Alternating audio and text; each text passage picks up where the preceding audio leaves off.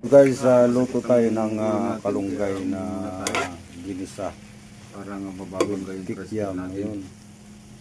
Ito ang tawag dito yung lutong patsam sa Bicol.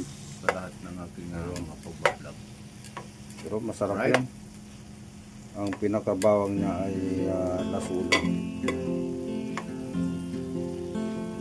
Yan ang mga bawang ng Bicolano. Ayan o. Lasuna. Ayan o. Mga dahon.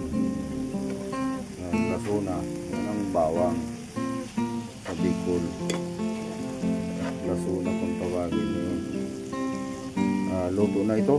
Pwede na tayong kumain.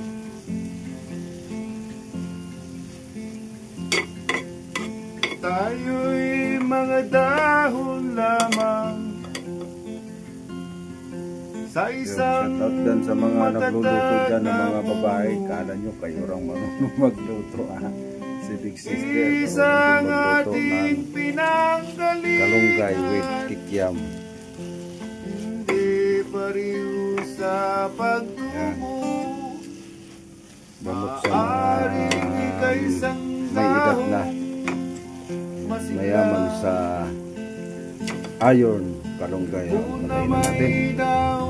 Wait na, ketchup, kalunggay with kikiam,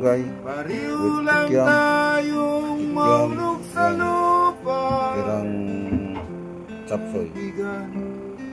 Kain.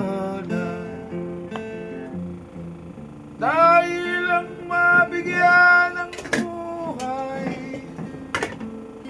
buhay ng dahon ay nagkakulay. Yan na, puro na totoo. Asan ang bagong saing? Kung may lungkot ka, may ligaya. Buhay ng dahoy di isa. Mayroong lungkot ka sa iyong mga mata. Kung may hirap kang nadarama, kung ang naging pag-ibig mo'y hindi tunay pala, isipin sa sangay may bunga.